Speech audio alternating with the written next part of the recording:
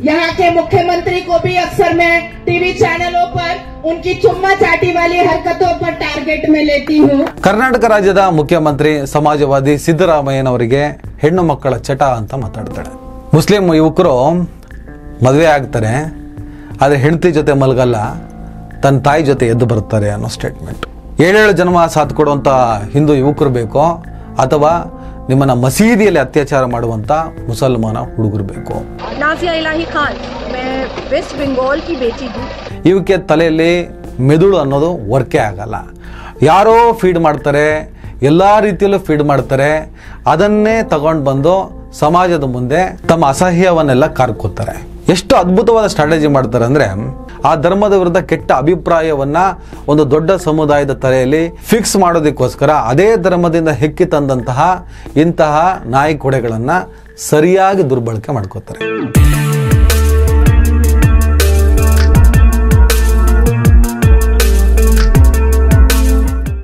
ದಯವಿಟ್ಟು ಎಲ್ಲರೂ ಈ ಚಾನಲ್ನ ಸಬ್ಸ್ಕ್ರೈಬ್ ಮಾಡಿ. ನಿಮ್ಗೆ ಇಷ್ಟ ಆದರೆ ಈ ಚಾನಲ್ಗೆ ಜಾಯ್ನ್ ಆಗಿ. ಈ ವಿಡಿಯೋ ಇಷ್ಟ ಆದರೆ ದಯವಿಟ್ಟು ಎಲ್ಲರೂ ಶೇರ್ ಮಾಡಿ. ಸ್ವತಂತ್ರ ಪತ್ರಿಕೋದ್ಯಮವನ್ನು ಬೆಂಬಲಿಸಿ. ನನ್ನ ಯುಕ್ತಿಗೆ ನಿಮ್ಮ ಶಕ್ತಿಯೇ ಶ್ರೀರಕ್ಷೆ. ಹಲೋ, ಹಾಯ್, ನಮಸ್ಕಾರ ಸ್ನೇಹಿತರೆ. ಇತ್ತೀಚೆಗೆ ಏನಾಗ್ಬಿಟ್ಟಿದೆ, ಕೆಲವು ಧರ್ಮಗಳ ವಿರುದ್ಧ ಸಮರ ಸಾರೋದಕ್ಕೆ, ಕೆಟ್ಟ ಅಭಿಪ್ರಾಯ ಮೂಡಿಸೋದಕ್ಕೆ ಆಯಾಯ ಧರ್ಮದಿಂದ ಒಂದಿಷ್ಟು ಕಿಡಿಗೇಡಿಗಳನ್ನು ಹೆಕ್ಕಿ ತಂದು ಪಾಪ ಆಸೆನೋ ಆಮಿಷವನ್ನು ಒಡ್ಡಿ ದುರುಪಯೋಗ ಮಾಡಿಸ್ಕೋತಾರೆ. ಅವರ ಕೈಯಲ್ಲಿ ಅವರ ಧರ್ಮವನ್ನು ಬಯಸುವಂಥ ಕೆಲಸವನ್ನು ಮಾಡ್ತಿದ್ದಾರೆ. ಕರ್ನಾಟಕದಲ್ಲೂ ಅದು ಆಗ್ತಾ ಇದೆ. ದೇಶದಾದ್ಯಂತ ಆ ಥರದೊಂದು ಪ್ರೊಪಗಂಡವನ್ನು ಈ ಹಿಂದೂ ಮುಸ್ಲಿಂ ಆಧಾರದಲ್ಲಿ ಬೇಳೆ ಬೇಯಿಸಿಕೊಳ್ಳುವಂತಹ ನಾಲಾಯಕಗಳು ಮಾಡ್ತಾ ಇದ್ದಾರೆ. ಈಗ ಒಬ್ಬಳು ನಾಜಿಯಾ ಇಲಾಹಿ ಖಾನ್ ಅಂತ ಹೇಳ್ಬಿಟ್ಟು ಒಂದು ವಿಕೃತಿ ಹುಡ್ಕೊಂಡಿದೆ. यहाँ के मुख्यमंत्री को भी अक्सर मैं टीवी चैनलों पर उनकी चुम्मा चाटी वाली हरकतों पर टारगेट में लेती हूँ. ಆಕೆ ತನ್ನನ್ನು ತಾನು ಹಿಂದೂ ಹುಳಿ ಅಂತ ಕರ್ಕೊಳ್ಳುತ್ತೆ. ತಾನೊಬ್ಬ ಹಿಂದೂ ಕಾರ್ಯಕರ್ತೆ, ನನ್ನ ದೇವರು ನನಗೆ ರಾಮ, ಅಲ್ಲಾಹು ನನ್ನ ದೇವರಲ್ಲ, ಅದು ಆಕೆಯ ನಂಬಿಕೆ. ಅದರ ಬಗ್ಗೆ ನಾವು ಮಾತಾಡಕ್ಕೆ ಹೋಗೋದಿಲ್ಲ. ಅದು ನಾಜಿಯಾ ಆಗಲಿ ನಳಿನಿ ಆಗಲಿ, ಅವರವರ ನಂಬಿಕೆ, ಅವರವ್ರಿಗೆ ಇಷ್ಟ. ಅದರ ಬಗ್ಗೆ ನಾವು ಆಕ್ಷೇಪ ಎತ್ತೋ ಹಾಗೆ ಇಲ್ಲ. ಆಕೆಗೆ ರಾಮನ ಮೇಲೆ ನಂಬಿಕೆ ಇದ್ದರೆ ರಾಮನನ್ನು ಆರಾಧಿಸಲಿ, ಅಲ್ಲಾಹುವಿನ ಮೇಲೆ ನಂಬಿಕೆ ಇದ್ದರೆ ಅಲ್ಲಾಹುವನ್ನು ಆರಾಧಿಸಲಿ. ನಾವು ಯಾವತ್ತೂ ಸಮಾಜದ ಸೌಹಾರ್ದವನ್ನು ಬಯಸುವವರು, ಸಮಾಜದಲ್ಲಿ ಸಾಮರಸ್ಯವನ್ನು ಹುಡುಕೋರು. ಅದಕ್ಕೋಸ್ಕರನೇ ಪ್ರಯತ್ನ ಪಡ್ತಾನೇ ಇದ್ದೀವಿ. ಹಿಂದೂ ಮುಸ್ಲಿಂ ಯಾವುದೇ ಧರ್ಮದ ಸಂಘರ್ಷಗಳಿಂದ ಆ ದೇಶದ ಪ್ರಗತಿ ಅವನತಿ ಆಗುತ್ತೆ ಅನ್ನುವಂಥ ದೃಢವಾದ ನಂಬಿಕೆಯಲ್ಲಿ ಕೆಲಸ ಮಾಡುತ್ತಾ ಇದ್ದೀವಿ. ಯಾವತ್ತೂ ಕೂಡ ಧರ್ಮಗಳ ನಡುವೆ ಸಂಘರ್ಷವನ್ನು ಏರ್ಪಡಿಸುವಂಥ ಕೆಲಸವನ್ನು ನಾವು ಮಾಡೋದೇ ಇಲ್ಲ. ನಾವು ಯಾವತ್ತೂ ಶಾಂತಿಯನ್ನು ಪ್ರೀತಿಯನ್ನು ಬಯಸೋರು. ಆದರೆ ಕೆಲವರು ಏನು ಮಾಡ್ತಾರೆ, ನೀನು ನಾಜಿ ಆದರೂ ಆಗು, ನಳಿನಿ ಆದರೂ ಆಗು, ನೀನು ನಿನ್ನ ನಂಬಿಕೆ ಏನಿದೆಯೋ ಅದನ್ನು ಫಾಲೋ ಮಾಡು, ನೋ ಪ್ರಾಬ್ಲಮ್. ಈ BJPಯವರನ್ನು ಅಥವಾ ಹಿಂದೂ ಕೆಲವು ಸಂಘಟನೆಗಳನ್ನು ಸಮಾಧಾನ ಮಾಡೋದಕ್ಕೋಸ್ಕರ, ನಿನ್ನ ಸರ್ವೈವ್ಗೋಸ್ಕರ, ಪೊಸಿಷನ್ಗೋಸ್ಕರ ಆ ಧರ್ಮವನ್ನು ಟೀಕೆ ಮಾಡೋದು, ಆ ಧರ್ಮದ ಆಚರಣೆಯನ್ನು ಟೀಕೆ ಮಾಡೋದು, ಈ ಕೆಲಸವನ್ನು ಯಾಕೆ ಮಾಡ್ತೀಯಾ? ಇದು ನಮ್ಮ ಪ್ರಶ್ನೆ. ಈಗ ನಾಜಿಯಾ ಇಲಾಹಿ ಖಾನ್ ಅಂತ ಹೇಳ್ಬಿಟ್ಟು ಪಶ್ಚಿಮ ಬಂಗಾಳ ಮೂಲದ ಒಬ್ಬಳು ವಕೀಲೆ. ಆಕೆ ಈಗ ಸಡನ್ನಾಗಿ ಹಿಂದೂ ಕಾರ್ಯಕರ್ತೆ, ಹಿಂದೂ ನಾಯಕಿ, ಹಿಂದೂ ಹುಳಿ ಅಂತೆಲ್ಲ ಅಖಾಡಕ್ಕೆ ಇಳಿದಿದ್ದಾರೆ. ಹಾಗೆ ಬೆಳಗಾವಿಯಲ್ಲಿ ನಡೆದ ಹಿಂದೂ ಪರ ಕಾರ್ಯಕರ್ತರ ಸಮಾವೇಶದಲ್ಲಿ CM ಸಿದ್ದರಾಮಯ್ಯ ಮತ್ತು ಮುಸ್ಲಿಂ ಧರ್ಮದ ಬಗ್ಗೆ ವಿವಾದಾತ್ಮಕ ಹೇಳಿಕೆಗಳನ್ನು ನೀಡಿದ್ದಾಳೆ. ಕರ್ನಾಟಕದ ಮುಖ್ಯಮಂತ್ರಿ ಮಹಿಳೆಯರ ಜೊತೆ ಅಸಭ್ಯ ವರ್ತನೆ ಮಾಡ್ತಾರೆ. ಇಲ್ಲಿಯ ಮುಖ್ಯಮಂತ್ರಿ ಮಹಿಳೆಯರನ್ನ ಚುಮ್ಮಾ ಚಾಟಿ ಮಾಡುವುದನ್ನು ಟಿವಿ ಚಾನೆಲ್ಗಳಲ್ಲಿ ನೋಡಿದ್ದೇನೆ. ಮಹಿಳಾ ಕಾರ್ಯಕರ್ತೆಯರಿಗೆ ಚುಮ್ಮಾ ಚಾಟಿ ಮಾಡ್ತಾರೆ. ಯಾವುದಾದ್ರೂ ನಟಿ ಬಂದರೆ ಅವರನ್ನ ಸಹ ಅಪ್ಕೋತಾರೆ. ಹಾಗೆ ಮಹಿಳಾ ಪತ್ರಕರ್ತರ ಜೊತೆ ಅಸಭ್ಯ ವರ್ತನೆಗೆ ಪ್ರಯತ್ನ ಮಾಡಿದ್ದಾರೆ. ಆ ಲಿಸ್ಟ್ ನನ್ನ ಬಳಿ ಇದೆ. यहाँ के मुख्यमंत्री को भी अक्सर मैं टीवी चैनलों पर उनकी चुम्मा चाटी वाली हरकतों पर टारगेट में लेती हूँ. आपने देखा होगा, कभी महिला कार्यकर्ता को चुम्मा चाटी करते हैं, कभी प्रवक्ता को कर देते हैं, और कभी तो कोई अभिनेत्री आती है तो उसको भी उसमें भी चिपक लेते हैं, और कभी तो पत्रकार यहाँ पर बैठे हैं और मेरे पास पूरी लिस्ट है कि किस महिला पत्रकारों से उन्होंने चिपका चिपकी चुट्टा चुट्टी करने का कोशिश किया रखा है. ಮುಸಲ್ಮಾನ 6 ವರ್ಷದ ಪುಟ್ಟ ಮಗಳಲ್ಲೂ ಮಹಿಳೆಯನ್ನು ಹುಡುಕ್ತಾನೆ. ನಿಮಗೆ ನಿಸ್ಸಂಶಯವಾಗಿ ಇವರು ಯಾವ ವಿಚಾರಕ್ಕೆ ಎಲ್ಲಿ ಹೋಗಿ ಮುಟ್ತಾ ಇದ್ದಾರೆ ಅನ್ನೋದನ್ನು ನೀವು ಅರ್ಥ ಮಾಡ್ಕೊಳ್ಳಿ. ಅಲ್ಲಾಹ್ ಕಿ ಮರ್ಜಿ ಸೆ ತಾಯಿಗೆ ಬೈತಾನೆ, ಅಲ್ಲಾಹ್ ಮರ್ಜಿ ಸೆ ಮಸೀದಿಯಲ್ಲಿ ಮಹಿಳೆಯರನ್ನ ಅತ್ಯಾಚಾರ ಮಾಡ್ತಾನೆ, ಅದು ಕೂಡ ಅಲ್ಲಾಹನ ಮರ್ಜಿಯಿಂದನ. ಹಿಂದೂ ಕ್ರಿಶ್ಚಿಯನ್ ಮಹಿಳೆಯರನ್ನ ಅತ್ಯಾಚಾರ ಮಾಡೋದು ಅಲ್ಲಾಹ್ ಮರ್ಜಿಯಿಂದನ. ಅಲ್ಲಾಹನ ಮರ್ಜಿಯಿಂದ ತಲ್ವಾರ್ ಉಟಾವೋ ಸಲ್ವಾರ್ ಉತಾರೋ ಅನ್ನುತ್ತಾನೆ, ಇದು ಕೂಡ ಅಲ್ಲಾಹನ ಅನುಮತಿಯ ವ್ಯಾಖ್ಯಾನವೇ. ನಾನು ರಾಮನನ್ನು ನಂಬ್ತೇನೆ, ಅಲ್ಲನನ್ನು ನಂಬೋದಿಲ್ಲ ಅಂತ ಹೇಳ್ತಾಳೆ.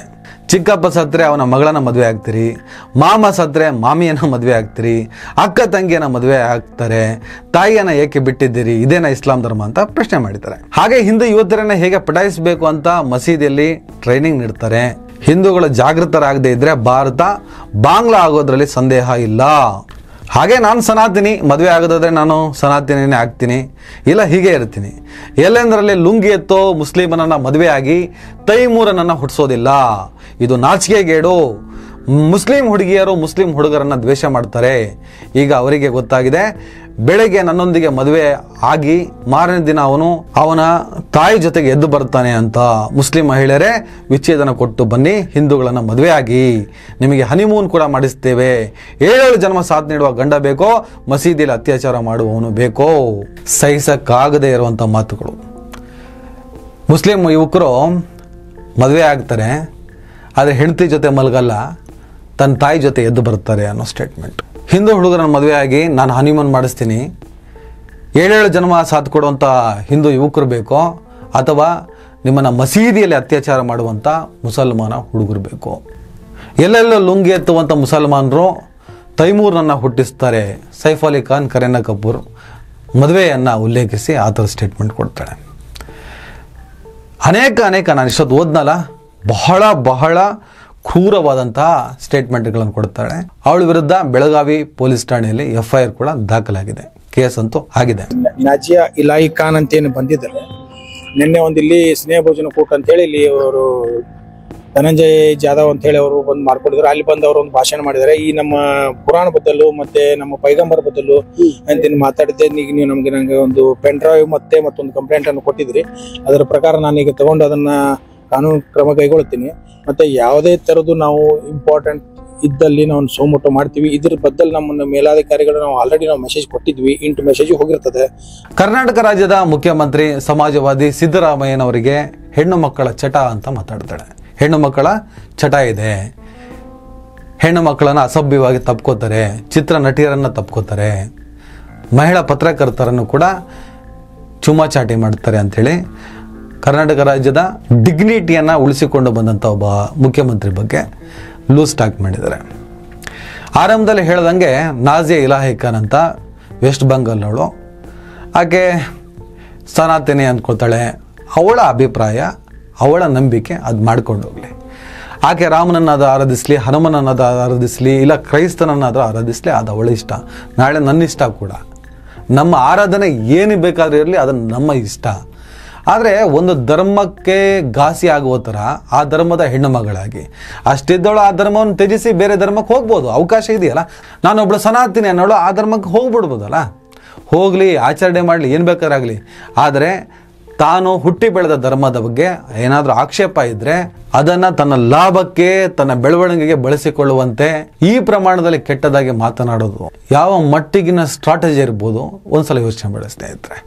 ನಾಜಿಯಾ ಇಲಾಹಿ ಖಾನ್ ಅನ್ನೋಂಥ ಒಬ್ಬ ಮುಸಲ್ಮಾನ ಹೆಣ್ಣು ಮಗಳನ್ನು ಮುಂಚೂಣಿಗೆ ಬಿಟ್ಟು ಆ ಧರ್ಮದ ವಿರುದ್ಧ ಸ್ಟೇಟ್ಮೆಂಟ್ ಕೊಡೋದು, ಕಾಂಗ್ರೆಸ್ ವಿರುದ್ಧ ಸ್ಟೇಟ್ಮೆಂಟ್ ಕೊಡೋದು, BJPಯ ವಿರುದ್ಧ ನಿಂತವರನ್ನು, ತಮ್ಮ ಕೋಮು ವಿಚಿದ್ರಕಾರಿ ಮನಸ್ಥಿತಿಯ ವಿರುದ್ಧ ನಿಂತವರ ವಿರುದ್ಧವಾಗಿ ಈ ಥರದ ಗಂಭೀರವಾದಂಥ ಸ್ಟೇಟ್ಮೆಂಟ್ಗಳನ್ನು, ಅಸಹ್ಯವಾದ ಕೆಟ್ಟ ಪದಗಳನ್ನು ಆಡೋದಕ್ಕೆ ಈಕೆಗೆ ಟ್ರೈನಿಂಗ್ ಕೊಟ್ಟವ್ರು ಯಾರು? ನಾನು ಯಾವಾಗಲೂ ಹೇಳ್ತಾ ಇರ್ತೀನಿ, ಇವಕ್ಕೆ ತಲೆಯಲ್ಲಿ ಮೆದುಳು ಅನ್ನೋದು ವರ್ಕೇ ಆಗಲ್ಲ. ಯಾರೋ ಫೀಡ್ ಮಾಡ್ತಾರೆ, ಎಲ್ಲ ರೀತಿಯಲ್ಲೂ ಫೀಡ್ ಮಾಡ್ತಾರೆ, ಅದನ್ನೇ ತಗೊಂಡು ಬಂದು ಸಮಾಜದ ಮುಂದೆ ತಮ್ಮ ಅಸಹ್ಯವನ್ನೆಲ್ಲ ಕಾರ್ಕೋತಾರೆ. ಒಂದು ಕಡೆ ಅವರಿಗೆ ಆಸೆ ಆಮಿಷಗಳನ್ನು ಒಡುತ್ತಾರೆ. ಎಷ್ಟು ಅದ್ಭುತವಾದ ಸ್ಟ್ರಾಟಜಿ ಮಾಡ್ತಾರೆ ಅಂದರೆ, ಒಂದು ಧರ್ಮದ ವಿರುದ್ಧ ಸಮರ ಸಾರೋದಕ್ಕೆ, ಆ ಧರ್ಮದ ವಿರುದ್ಧ ಕೆಟ್ಟ ಅಭಿಪ್ರಾಯವನ್ನು ಒಂದು ದೊಡ್ಡ ಸಮುದಾಯದ ತಲೆಯಲ್ಲಿ ಫಿಕ್ಸ್ ಮಾಡೋದಕ್ಕೋಸ್ಕರ ಅದೇ ಧರ್ಮದಿಂದ ಹೆಕ್ಕಿ ತಂದಂತಹ ಇಂತಹ ನಾಯಿಕೊಡೆಗಳನ್ನು ಸರಿಯಾಗಿ ದುರ್ಬಳಕೆ ಮಾಡ್ಕೋತಾರೆ. ಈ ಸಂದರ್ಭದಲ್ಲಿ ಅವ್ರಿಗೆ ಏನು ಅನಿಸಲ್ಲ. ಈ ಸಂದರ್ಭದಲ್ಲಿ ಏನು ಭಾಷಣಗಳನ್ನು ಮಾಡ್ತಾರೆ, ಈ ಥರ ಸ್ಟೇಟ್ಮೆಂಟ್ಗಳನ್ನು ಕೊಡ್ತಾರೆ.